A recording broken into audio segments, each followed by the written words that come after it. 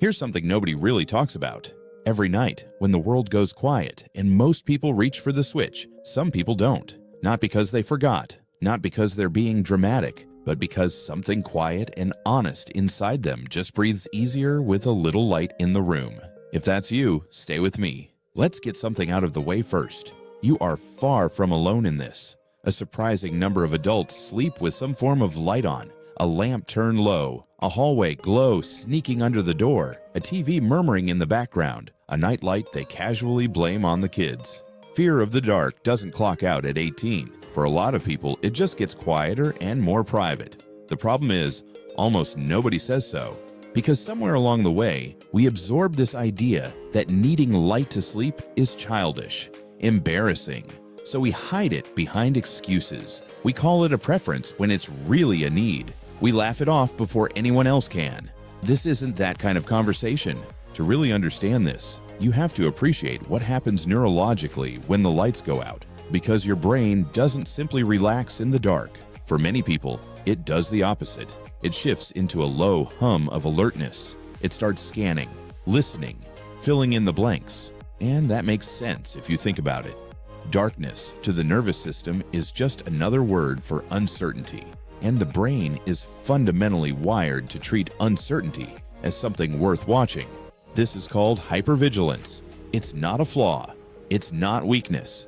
It's a nervous system running the program it was built to run. Keep the person alive. When we can see our surroundings, the brain relaxes. It confirms the corner is empty. It recognizes the shape of the chair, the window, the door. Light is information, and information is calming. Darkness removes that, and for some nervous systems, particularly those shaped by anxiety, stress, or experiences that taught them to stay alert, that loss of information doesn't feel peaceful. It feels exposed, so the light stays on. Not as a failure to cope, as a form of coping. Here's where it gets a little more personal. The brain is a relentless pattern maker, and it starts early. If darkness in your childhood was tied to something uncomfortable, a parent who didn't come, a house that didn't feel safe, nights that felt long and shapeless and lonely, your brain took note. It built an association. Darkness means uncertain. Darkness means alone. And those early associations don't quietly dissolve when we grow up. They layer, they deepen, they become something close to instinct. You might not be able to point to a specific moment and say, that's where it started. But your nervous system remembers, even when your memory doesn't. For some people, the light isn't just illuminating a room. It's offering reassurance to a younger version of themselves who needed it and didn't always get it.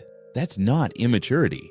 That's the nervous system being loyal to what it learned. And here's something worth saying clearly. Not everyone who sleeps with the light on has experienced something difficult. Some people simply have a more alive inner world. Researchers describe this as being a highly sensitive person, someone who processes sensory and emotional information more vividly than most. For these people, darkness isn't quiet. It's a blank canvas, and the mind is only too happy to paint on it. Highly creative people describe the same thing. The imagination that serves them so well during the day doesn't really punch out at bedtime. For those who carry generalized anxiety, darkness peels away one more layer of grounding. Removing visual certainty is like cutting an anchor loose. The mind drifts, and for people who feel most settled when they can see their environment, the light isn't really about being scared of anything specific. It's about feeling located, present, in control of their own space.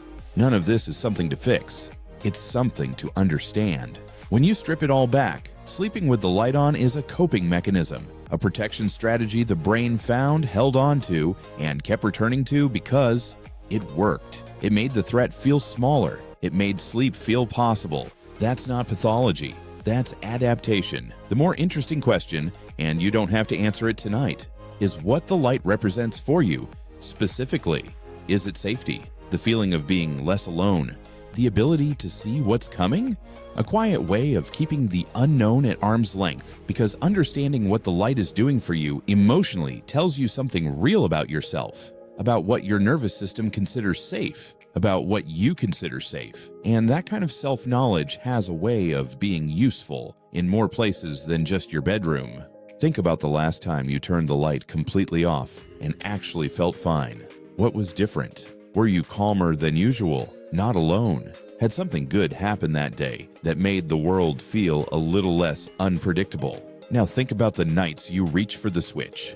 And don't flip it. What's there in that moment? A thought, a feeling, a low, nameless unease. You don't have to answer those questions out loud, but they're worth asking.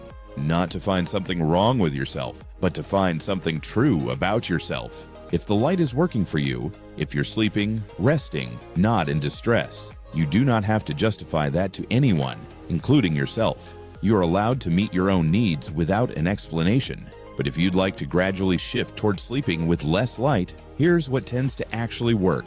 Go slower than feels necessary. A dimmer switch, not a cold turkey switch.